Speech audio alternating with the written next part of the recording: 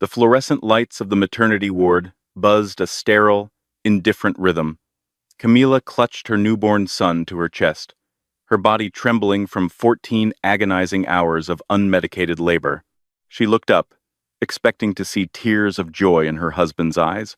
Instead, Spencer stood frozen by the door, his face a mask of cold detachment. Beside him, his mother, Beatrix, stepped forward. She didn't reach for her new grandson. Instead, she dropped a thick manila envelope onto the blood-stained hospital tray.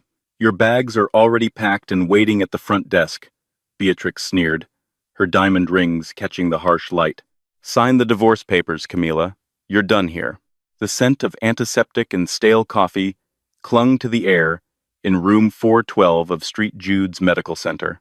Camila Harrington laid back against the stiff, crinkling hospital pillows, her breath coming in shallow, exhausted gasps. In her arms lay a fragile, perfect weight, a baby boy with a shock of dark hair and tiny, perfect fingers. He was the only beautiful thing to come out of the grueling 14 hours of labor she had endured entirely alone. Where was Spencer? For the last 6 hours, as her contractions peaked and tore through her abdomen, Camila had stared at the door. Her husband of 3 years, Spencer Davenport, the heir apparent to Davenport Holdings, had promised he would be there. His phone had gone straight to voicemail. "I have a critical board meeting, Camila. The company is in a sensitive place right now," he had told her that morning, as her water broke. He had sent an intern to drive her to the hospital. Now, the door finally swung open. Camila's exhausted heart did a hopeful stutter. Spencer walked in, wearing a sharp, charcoal gray Armani suit that looked entirely out of place in a maternity ward. But he wasn't alone. Flanking him were his parents. William Davenport, a man whose spine seemed permanently stiffened by arrogance, and Beatrix Davenport, the undisputed matriarch of the family, radiating an aura of severe, suffocating entitlement. "Spencer," Camila breathed, her voice raspy. She shifted the bundle in her arms. "Look at him. He's beautiful. He has your nose." Spencer didn't cross the room. He didn't drop his briefcase. He stood 3 feet inside the doorway, his eyes darting anywhere but at his wife and newborn child. Beatrix stepped forward, the sharp clack of her Louboutin heels echoing like gunshots against the linoleum floor. She bypassed the bassinet entirely. Her lips were pursed in a thin, distasteful line, looking at Camila as if she were a stain on the immaculate hospital sheets. She reached into her designer tote bag and pulled out a thick, legal-sized manila envelope, tossing it carelessly onto the rolling tray beside Camila's bed. It landed with a heavy, definitive thud. "I'll get straight to the point, Camila, as I always do," Beatrix said, her voice dripping with venom. "We have tolerated this little charitable experiment of Spencer's for 3 years. We allowed him to marry a girl with no background, no pedigree, and frankly, no bank account, because he was foolishly enamored. But playtime is over." Camila blinked, her exhaustion momentarily confusing her. What? What are you talking about?" "Beatrix, I just gave birth. And you did a lovely job, I'm sure," Beatrix replied, not glancing at the baby. "But Davenport Holdings is drowning. We are over-leveraged. Our creditors are circling like vultures, and your husband needs to secure the future of our family's legacy. A legacy that you, with your thrift store clothes and community college background, cannot contribute to." Camila looked past the matriarch, her eyes locking onto her husband. "Spencer? What is she saying? Tell her to stop." Spencer shifted his weight, running a hand through his perfectly styled hair. He looked down at his polished Italian leather shoes. "Camila, I'm sorry. Truly, I am. But Mother is right. The market has shifted. Our commercial real estate investments tanked last quarter. If we don't get a massive capital injection by Friday, the banks are foreclosing on everything. The penthouses, the corporate offices, all of it." "And what does that have to do with this?" Camila asked, her trembling hand reaching out to touch the manila envelope. "Those are divorce papers," William Davenport finally spoke up, his voice a low, gravelly rumble. "Generously drafted. We are offering you a one-time settlement of $50,000.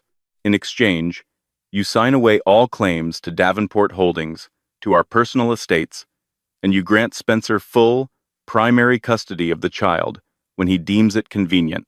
A cold, icy shock washed over Camila, instantly neutralizing the warmth of the baby in her arms. The physical pain of childbirth faded, replaced by a deep, agonizing hollow in her chest. For 3 years, she had endured Beatrix's endless insults, William's cold dismissals, and Spencer's gradual emotional withdrawal. She had cooked, cleaned, played the dutiful, quiet wife, all while hiding the greatest secret of her life. "You're leaving me," Camila whispered, her voice cracking, "on the day our son is born, because you need money." "Don't be dramatic, Camila. It's strictly business," Beatrix snapped, crossing her arms.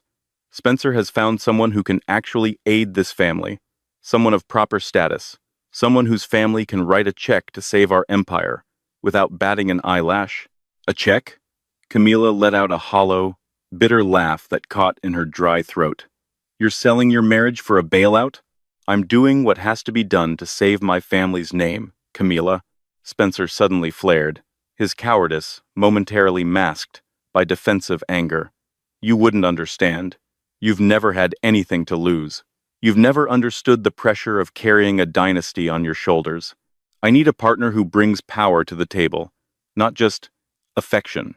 Camila stared at the man she had loved, the man for whom she had voluntarily given up a life of unimaginable luxury to live as an ordinary woman just to see if his love was real. Now, looking at his weak, calculating eyes, she realized she had her answer. The grand experiment was over.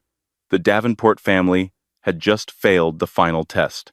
To understand the sheer, cosmic irony of the scene unfolding in room 412, one had to know the truth about Camila.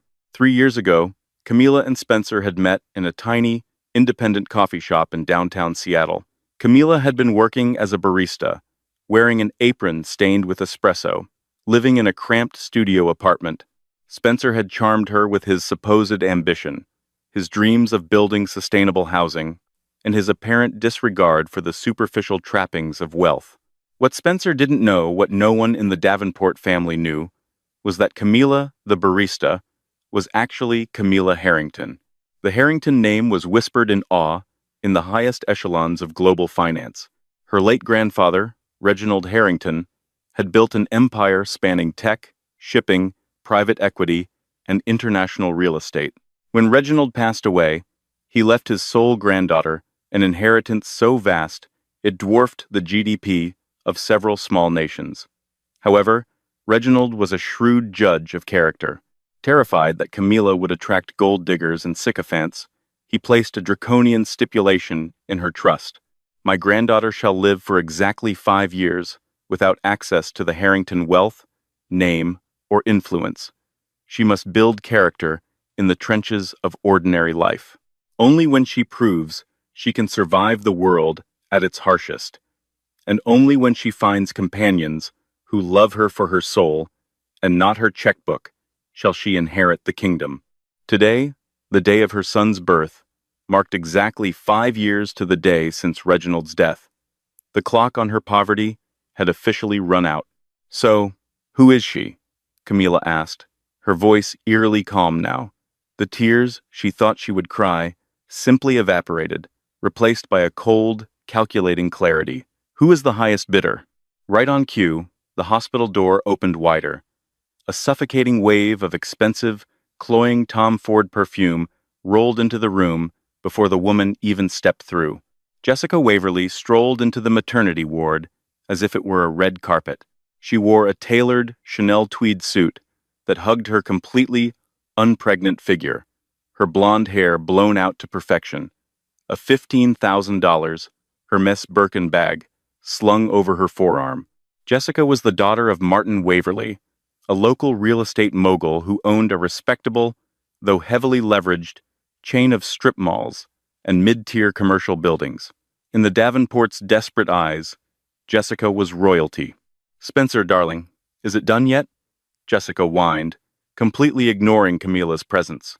She stepped up to Spencer, blatantly looping her manicured hand through his arm and leaning her head against his shoulder. The smell of this hospital is simply dreadful. I have reservations at Le Bernardin in an hour. Camilla looked from Jessica's smug, heavily contoured face to Spencer, who actually had the audacity to look slightly embarrassed, but made no move to push Jessica away. Jessica's father has agreed to a $50 million merger with Davenport Holdings, William boasted, his chest puffing out. It will clear our debts and position us to take over the West Coast market. In exchange, Spencer and Jessica will be married by the end of the fiscal year to solidify the alliance. 50 million, Camilla repeated, testing the words on her tongue. To the Davenports, it was a lifeline. To the Harrington Global Fund, $50 million was the rounding error on a slow Tuesday. Yes, 50 million, Jessica said, finally deigning to look at Camilla. She offered a pitying, cruel smile. It's a number you couldn't possibly comprehend, sweetie. I know this is hard for you, going back to serving coffee, or whatever it is people like you do. But Spencer is destined for greatness.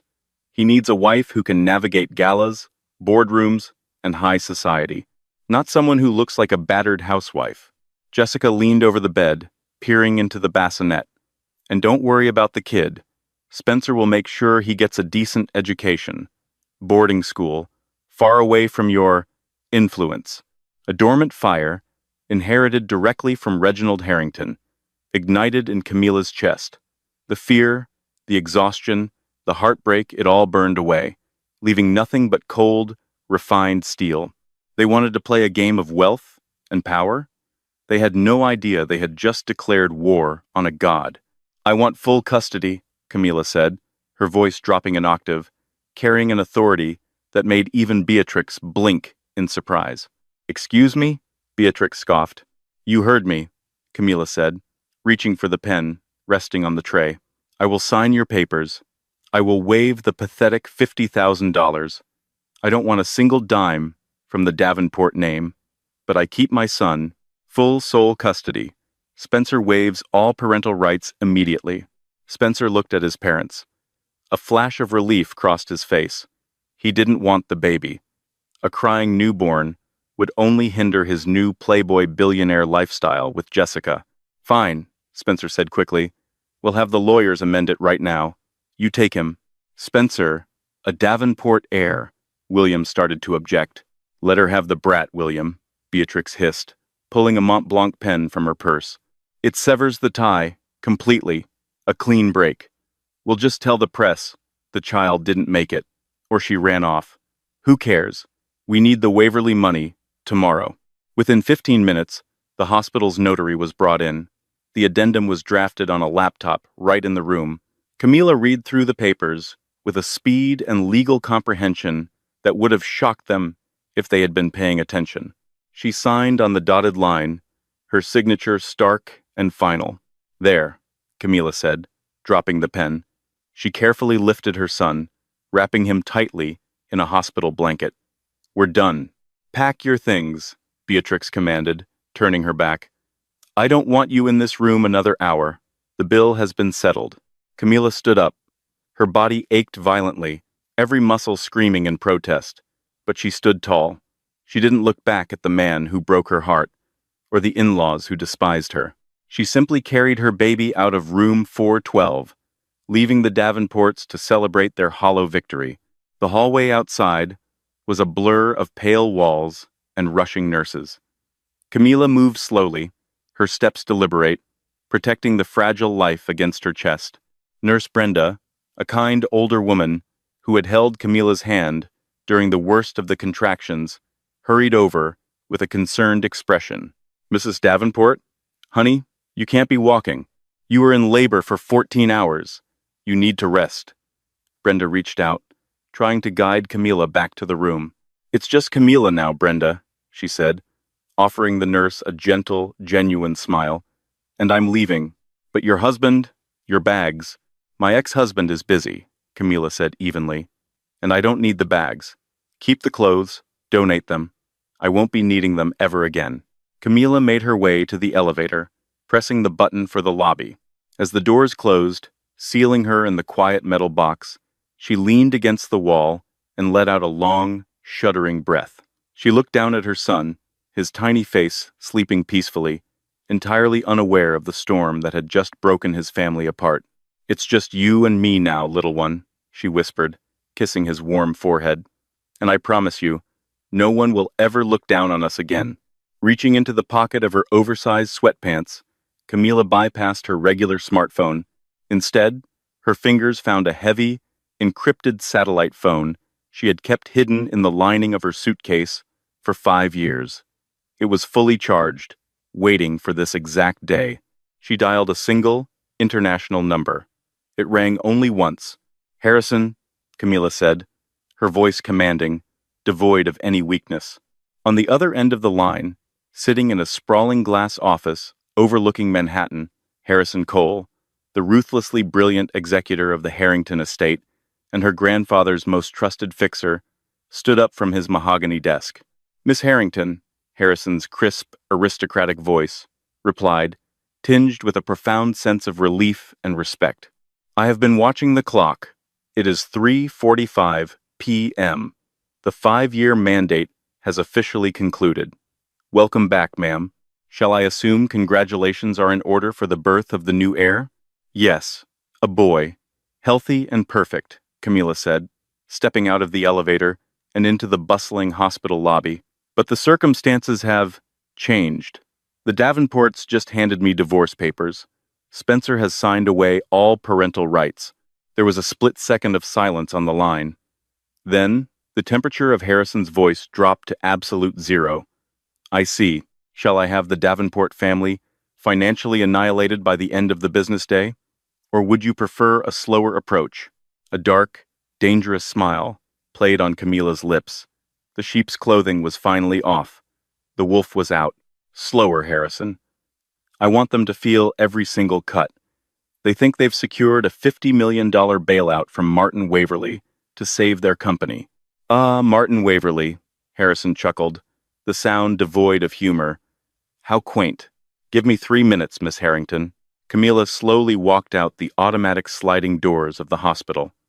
The afternoon sun hit her face, blindingly bright.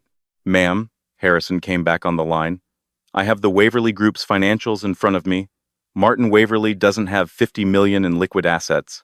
He is heavily leveraged. To fund this merger with Davenport Holdings, he has applied for a massive bridge loan through a shadow banking firm called Vanguard Equities." Camila's smile widened. "Vanguard Equities. That's one of our subsidiaries, isn't it?" "Indeed it is, ma'am.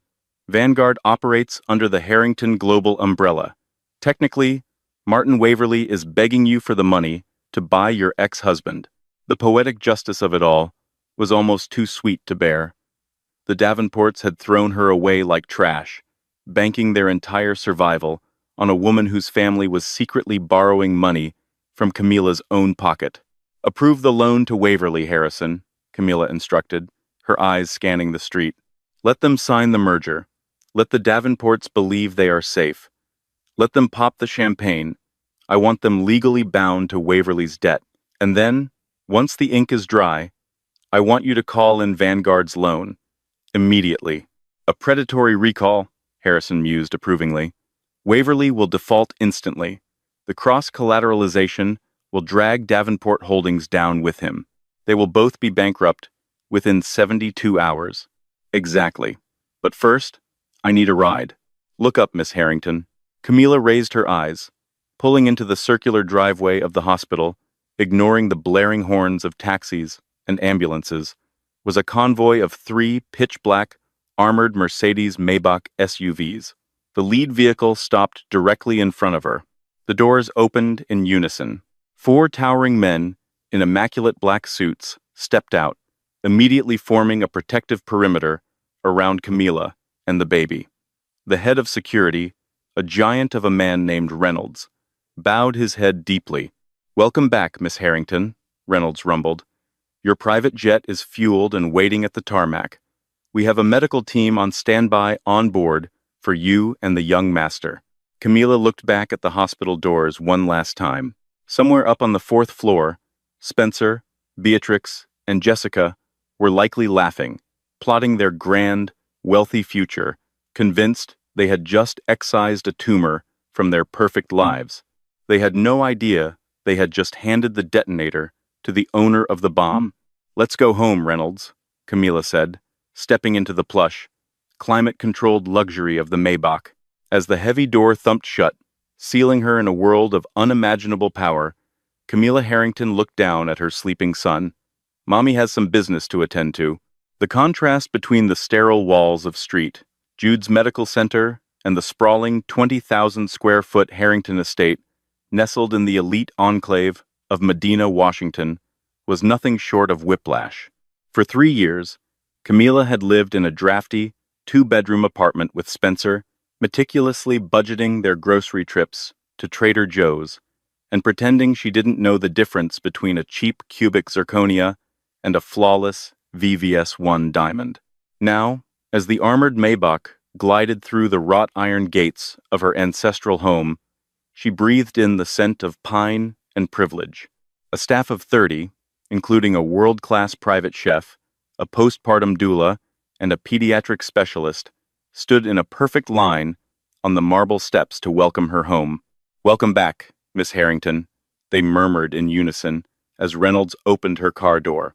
Over the next 6 weeks, Camilla underwent a metamorphosis.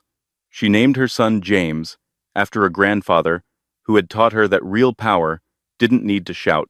While James was coddled in cashmere blankets and watched over by top-tier pediatric nurses, Camilla healed. The exhaustion of her grueling labor and the emotional devastation of Spencer's betrayal fueled a cold, calculating fire within her. She shed the frayed cardigans and worn-out jeans of her barista persona. In their place returned the wardrobe of a billionaire heiress, tailored Alexander McQueen power suits, vintage Chanel, and the subtle blinding flash of a Cartier Panthère watch on her wrist. Her hair, previously kept in a messy, tired bun, was professionally styled into a sleek, formidable blowout. She looked nothing like the exhausted, weeping woman Beatrix Davenport had tossed $50,000 at. She looked like a predator. During her recovery, the command center of the Harrington estate was a flurry of activity. Harrison Cole, her ruthless executor, had flown in from New York to oversee the destruction of the Davenport family personally. "The trap is set, Camilla," Harrison announced one rainy Tuesday morning, spreading a series of glossy financial documents across the massive oak dining table. James was asleep in a bespoke bassinet nearby. Camilla took a sip of her black coffee, her eyes scanning the contracts. "Walk me through it, Harrison." "Martin Waverly, your delightfully oblivious replacement's father, took the bait," Harrison explained, adjusting his wire-rimmed glasses. "He was desperate to fund the $50 million merger with Davenport Holdings. He approached Vanguard Equities, our shadow subsidiary. We approved the bridge loan at an exorbitant interest rate, using all of Waverly's commercial real estate, and crucially, the future assets of Davenport Holdings as collateral." Camilla traced a manicured fingernail over Spencer's signature on the merger agreement. A bitter smirk touched her lips. "So, they signed the cross-collateralization clause?" "Greed makes men blind," Harrison replied smoothly. William and Spencer Davenport were so eager to get their hands on Waverly's supposed cash, they signed an agreement stating that if Waverly defaults on his loan to Vanguard, Davenport Holdings is entirely liable. They tied themselves to a sinking ship. "And when is the merger being publicly announced?" Camilla asked, leaning back in her chair. "This Friday," Harrison said, checking his tablet. "They are hosting a lavish, black-tie gala at the Fairmont Olympic Hotel in downtown Seattle to celebrate the merger and, supposedly, to announce Spencer's formal engagement to Jessica Waverly. They've invited the mayor, the city council, and every major investor on the West Coast to parade their new wealth." Camilla looked over at her sleeping son. Spencer had thrown this perfect boy away for a check that would ultimately bounce. "Friday," Camilla murmured, her eyes hardening into chips of ice. "Call in the loan on Friday night, Harrison. Wait until they are pouring the champagne, and get me an invitation to that gala. I think it's time my ex-husband and I had a little reunion." The grand ballroom of the Fairmont Olympic Hotel was a dazzling spectacle of crystal chandeliers, overflowing arrangements of white orchids, and the clinking of baccarat champagne flutes. The creme de la creme of Seattle's high society milled about in custom tuxedos and designer gowns. At the center of the room, standing on a slightly elevated dais, were the Davenports. William Davenport puffed his chest out, holding a tumbler of expensive scotch, accepting congratulations from local politicians. Beatrix was in her element, draped in emerald silk, laughing loudly with the wives of banking executives. And there was Spencer. He looked the part of the triumphant young CEO, wearing a velvet Tom Ford dinner jacket. Clinging to his arm like a glittering parasite was Jessica Waverly, flashing a massive, gaudy diamond engagement ring to anyone who made eye contact. "To the future," Spencer said smoothly to a group of investors, raising his glass. "With the Waverly merger complete, Davenport Holdings is poised to completely dominate the Pacific Northwest commercial sector. This is just the beginning." "Oh, Spencer is just so brilliant," Jessica cooed, leaning into him. "We are going to be unstoppable." Suddenly, a subtle hush began to ripple through the ballroom, starting near the heavy, mahogany double doors at the entrance and spreading inward like a wave. The string quartet, sensing the shift in the room's energy, faltered for a half-second before continuing to play softly. Spencer frowned, looking toward the entrance. Standing in the doorway, framed by two towering, stone-faced security guards, was a woman who commanded the immediate attention of every billionaire, politician, and socialite in the room. She wore a custom, floor-length crimson gown by Christian Dior that moved like liquid fire. A diamond necklace, worth more than the entire hotel, rested against her collarbone.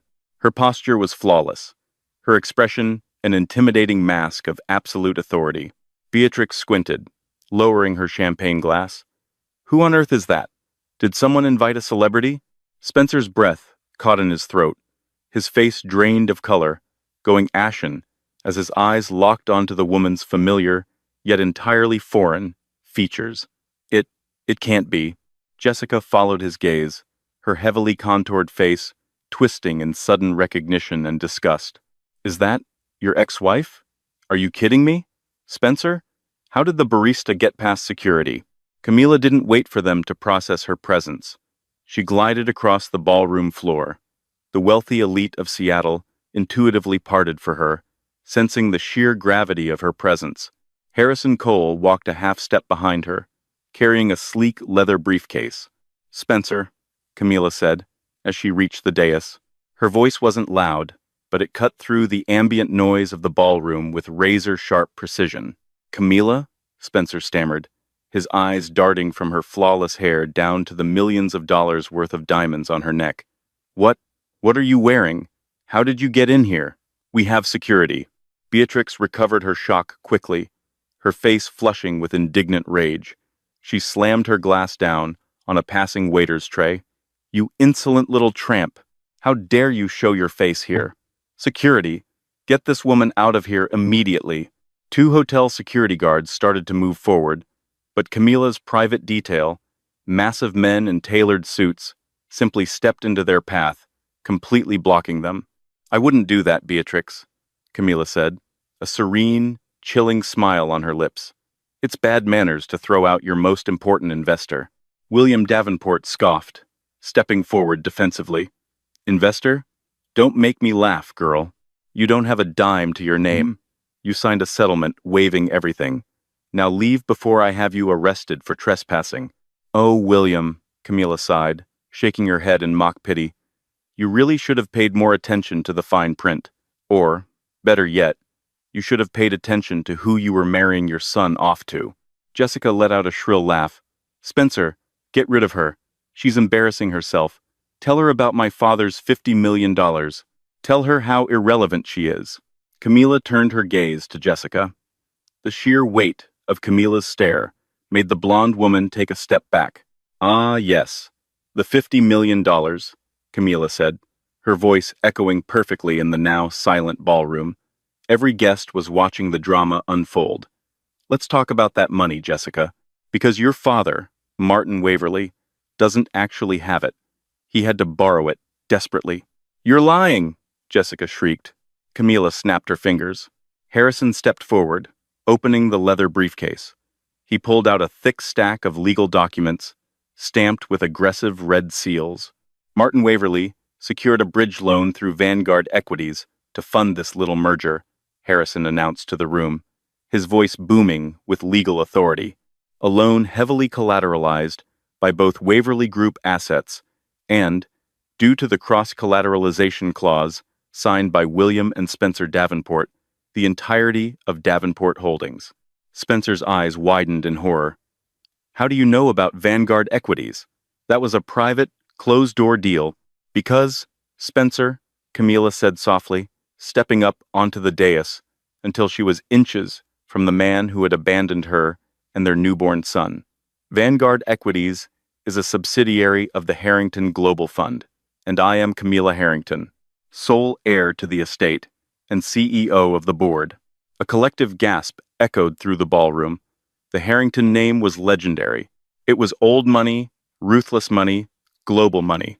To hear that the quiet, supposedly penniless ex-wife of Spencer Davenport was actually the apex predator of the financial world sent a shockwave through the crowd.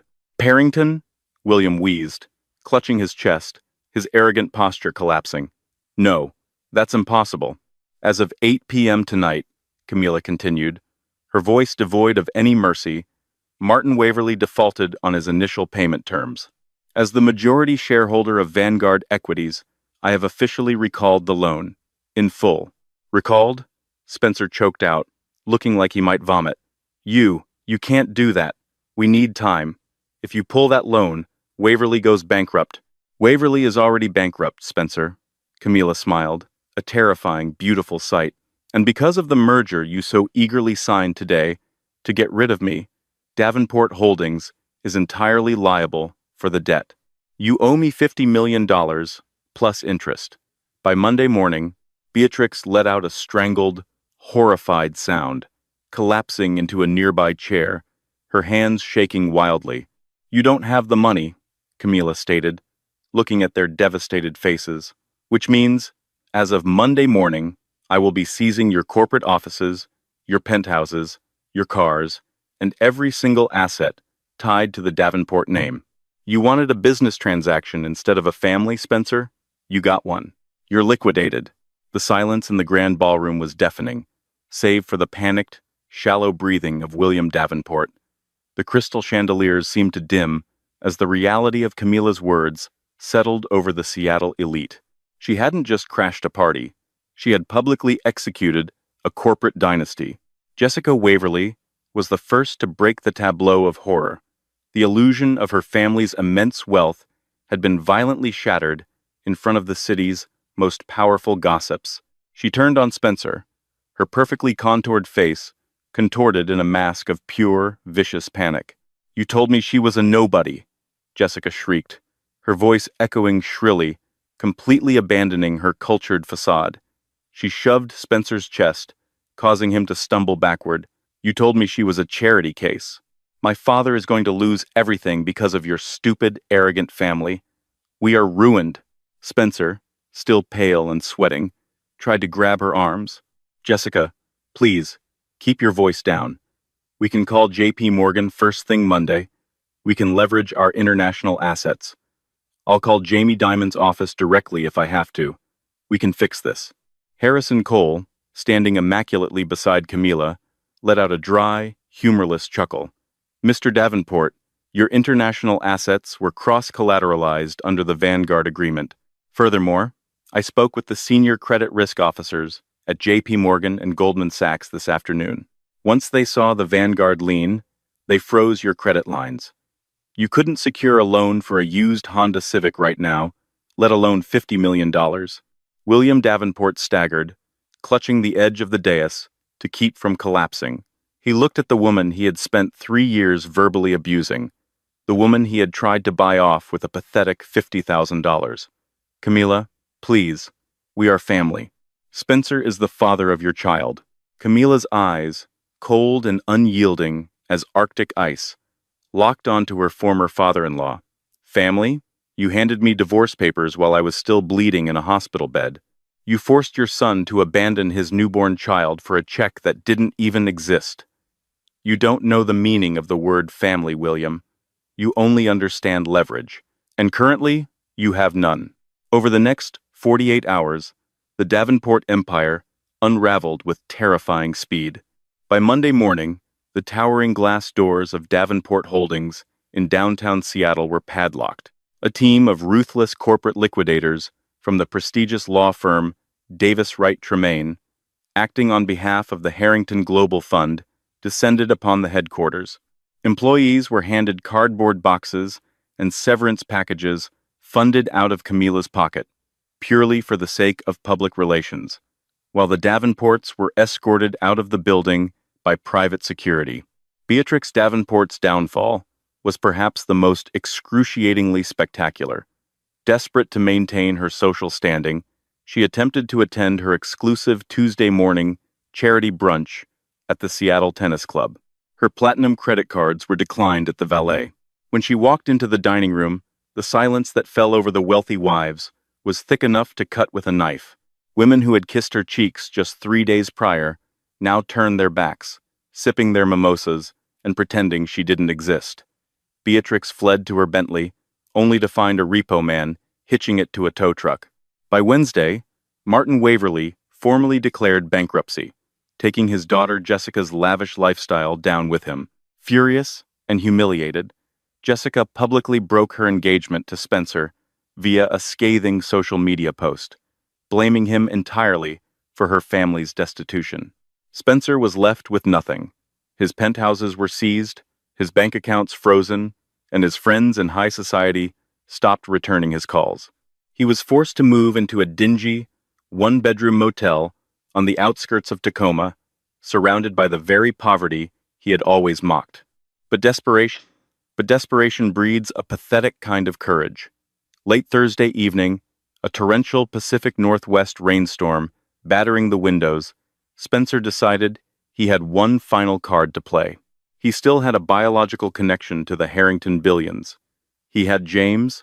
Rain hammered relentlessly against the forged steel gates of the Harrington estate, a torrential Pacific Northwest storm that seemed determined to wash away the sins of the city.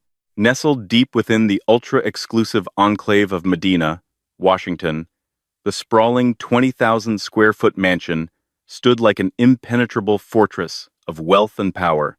Inside, the atmosphere was a sanctuary of climate-controlled warmth, scented with cedarwood and the faint, comforting aroma of expensive Earl Grey tea. Outside, standing ankle-deep in a rising puddle of freezing mud, was Spencer Davenport, the man who had once swaggered through the boardrooms of Seattle, draped in custom Italian wool and reeking of unearned arrogance, was now unrecognizable. His formerly immaculate Tom Ford dinner jacket was soaked through, clinging to his shivering frame like a wet trash bag. The expensive leather of his Oxford shoes was ruined, caked in dirt from his miles-long walk after his rideshare driver had kicked him out for insufficient funds on his declined debit card. The freezing wind whipped his hair across his pale, sunken face as he violently jabbed the glowing silver intercom button at the front gate for the 20th time. Inside the estate's state-of-the-art security nerve center, Reynolds, the massive head of Camila's private detail, watched the pathetic display on a bank of high-definition monitors. He tapped his earpiece, his expression carved from stone. Miss Harrington, Reynolds's low, rumbling voice, echoed softly over the secure comms line into Camila's mahogany-paneled library. The anomaly at the front gate persists. It is your ex-husband. He is completely saturated, highly agitated, and demanding an audience. He is shouting something about legal rights and seeing his son. Shall I dispatch a unit to remove him to the local precinct for criminal trespassing? Camila sat behind a massive desk, carved from a single slab of reclaimed walnut. She didn't immediately look up from the glowing screen of her iPad, where she was meticulously reviewing the final liquidation reports of Davenport Holdings, prepared by her legal team at Davis Wright Tremaine. She took a slow, deliberate sip of her tea from a delicate bone china cup. "Bring him into the grand foyer, Reynolds," Camilla commanded, her voice perfectly even, betraying not a single ounce of emotion. "Do not let him pass the entryway tile. Let's hear what the ghost of my past has to say before we exorcise him for good." 10 minutes later, Camilla began her descent down the sweeping, double helix marble staircase. She moved with the fluid, undeniable grace of a queen who had finally reclaimed her throne. She wore a sweeping, floor-length silk robe in a deep emerald green, the fabric whispering against the marble steps. Around her neck rested a simple, yet impossibly flawless, teardrop diamond pendant, a piece from the Harrington family vault, worth more than the entire net worth of the Davenport family at their absolute peak. She paused on the landing, looking down into the cavernous, brilliantly lit foyer. Spencer stood dripping onto the priceless, hand-woven Persian rug. Two of Reynolds's towering security operatives stood mere inches behind him, their postures relaxed but carrying the coiled, dangerous energy of men, ready to commit severe violence at a moment's notice. When Spencer looked up and saw her, a strangled, pathetic sob tore from his throat. "Camilla," he gasped, his teeth audibly chattering. He took a single, desperate step forward, but the operatives instantly stepped into his path, forming an impenetrable wall of muscle and tailored black suits. "Camilla, please, you have to tell them to stop. You have to call off your lawyers. Please, I am begging you on my hands and knees. You came to my home at 11 o'clock at night, trespassing on private property in the middle of a torrential downpour, to beg for mercy?" Camilla asked. Her voice didn't echo. It simply commanded the space, cold and absolute. "Mercy is a currency you exhausted 3 years ago, Spencer." "I have nothing," Spencer screamed, his voice cracking horribly as tears mixed with the rainwater streaming down his face. "You took everything. The corporate accounts are frozen. The SEC is investigating my father for fraudulent valuations. He's facing federal prison time, Camilla. 20 years. My mother had a nervous breakdown when the bank foreclosed on the Mercer Island estate this morning. She's living in a motel by the interstate. A motel, Camilla. And Jessica left me. The Waverleys are ruined, and she blames me for all of it. I don't have a dollar to my name. My credit is destroyed. My life is over." "Your life is precisely what you built it to be," Camilla replied, descending the final few steps until she was standing on the same level, though she seemed to tower over him energetically. "You wanted a ruthless business transaction.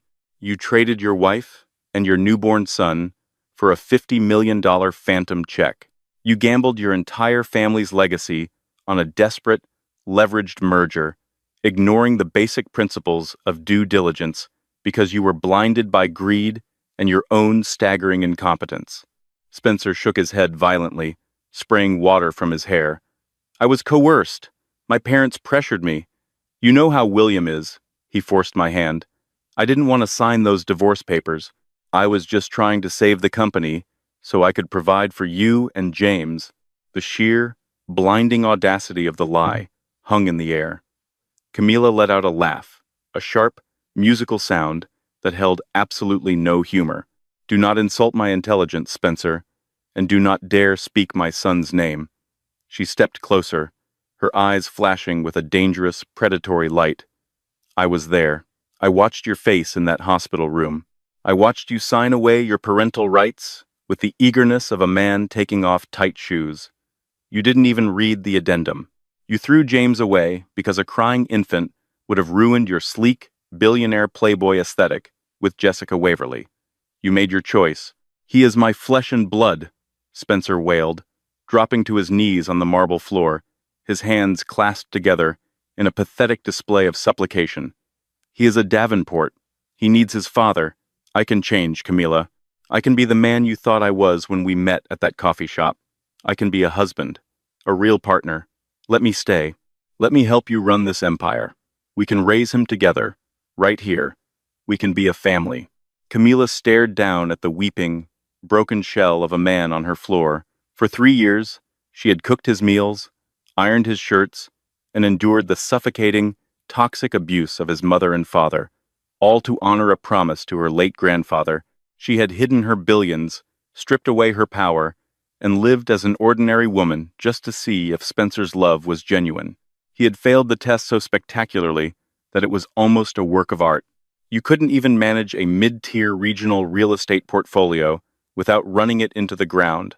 A new, incredibly deep, and phenomenally smooth voice echoed from the shadowed archway of the grand drawing room. What on earth makes you think you possess the intellect to manage a global conglomerate? Spencer froze, his breath hitching as he twisted his head around. Stepping out of the shadows and into the brilliant light of the chandelier was Dominic Sinclair. If Spencer Davenport had ever possessed a shred of masculine pride, it instantly evaporated at the sight of the man walking toward them. Dominic was the billionaire founder and CEO of Sinclair Global Shipping. He was a man whose wealth was entirely self-made, built on ruthless efficiency, brilliant logistical algorithms, and an unyielding will. He possessed striking, aristocratic features, dark, piercing eyes that seemed to calculate the exact worth of everything they rested upon, and a jawline that looked as though it could cut glass. Dominic was dressed in a bespoke, three-piece charcoal suit from Savile Row that fit his broad-shouldered frame with devastating perfection. The subtle flash of a vintage Rolex Daytona peeked from his cuff. He radiated an aura of immense, quiet, and incredibly dangerous power, the kind of power Spencer had only ever pretended to have. Dominic bypassed the security guards entirely, coming to stand directly beside Camila. He didn't look at Spencer with anger. He looked at him with the cold, clinical disgust one might reserve for a cockroach writhing on the pavement. "Dominic," Camila said softly, the icy edge in her voice melting instantly into something warm and profoundly respectful. "I apologize for the interruption. I thought you were reviewing the Tokyo maritime contracts in the East Wing. I heard a rather unpleasant noise coming from the foyer," Dominic replied, his refined British accent clipping the words with elegant precision. He placed a large, warm hand respectfully on the small of Camila's back, a gesture of support, protection, and undeniable intimacy. "I thought perhaps a stray animal had wandered onto the estate, but I see it's something far less respectable." Spencer stared at Dominic's hand, resting on his ex-wife. A hot, toxic wave of jealousy and profound realization washed over him. He finally understood. He hadn't just lost his company. He had lost a woman who commanded the attention of the true titans of the world. Who are you?" Spencer stammered, scrambling to his feet, though he kept a safe distance from the security operatives. "Are you her lawyer? Are you the one doing this to my family?" Dominic offered a terrifyingly serene smile. "I am Dominic Sinclair, and while I would thoroughly enjoy taking the credit for the absolute demolition of your pathetic little real estate firm, I cannot. The brilliant tactical execution of your ruin was entirely Camila's design. I am simply here as her partner, in business and in matters far more important." Dominic's dark eyes locked onto Spencer's, pinning him to the spot. "You had a diamond in your hands, Mr. Davenport, a woman of unparalleled grace, supreme intelligence, and a heart so vast you couldn't possibly comprehend it, and you threw her away for a handful of dirt. You are not a victim of circumstance. You are a victim of your own staggering mediocrity." "You replaced me," Spencer whispered, the words tasting like ash in his mouth. He looked at Camila, seeing the way she looked up at Dominic. There was no fear, no subservience. There was only the electric, undeniable spark of two equals recognizing each other, the profound mutual respect of an emperor and an empress. "I did not replace you, Spencer," Camila corrected him, her voice ringing with the finality of a judge delivering a death sentence. "I survived you. You were the crucible my grandfather designed to burn away any lingering naivety in my heart. You showed me the darkest, most greedy depths of humanity. And because of you, I am finally ready to take my rightful place in the world." She stepped closer to Dominic, the power dynamic in the room entirely consolidated. James is asleep upstairs in a nursery larger than the apartment you forced me to live in for 3 years, Camilla continued.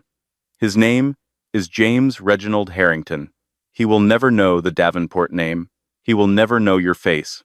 He will be raised, surrounded by love, loyalty, and true strength. He will inherit the earth, and you, Spencer, will return to the dirt. Camilla turned her head, her gaze shifting to the head of security. Reynolds, she commanded. Yes, Miss Harrington. Mr. Davenport is officially trespassing. Remove him from my property. If he ever sets foot within 10 miles of this estate, my son, or my corporate offices ever again, you do not need to call the police. You have my full authorization to handle the threat permanently. Understood, ma'am, Reynolds said. He didn't hesitate.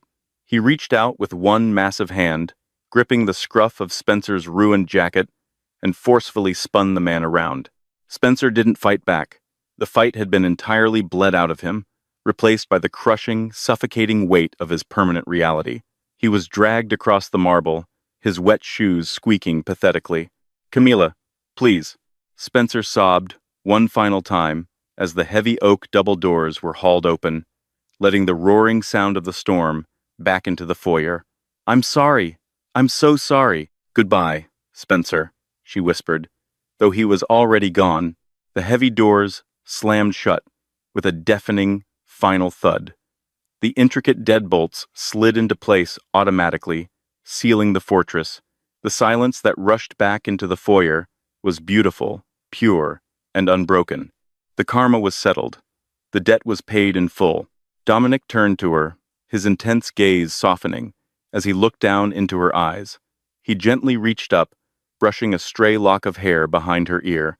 His touch sent a warm, grounding electric thrill down her spine. You handled that with terrifying perfection, Dominic murmured, a hint of a smile playing on his lips. Remind me never to cross you in a boardroom, Miss Harrington.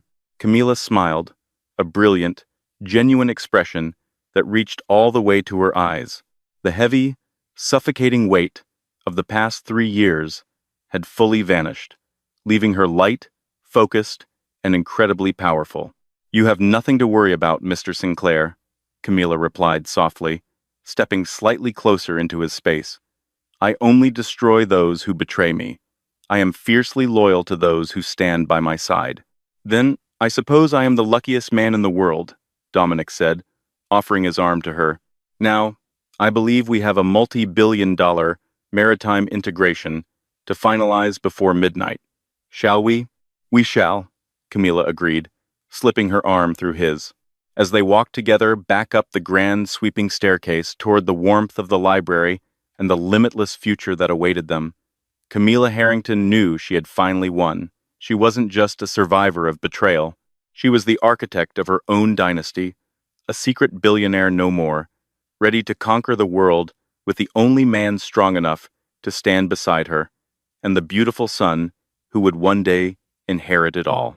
What an incredibly satisfying conclusion. Camilla Harrington didn't just survive the ultimate betrayal, she completely rewrote the rules and built an empire for herself and her son, James.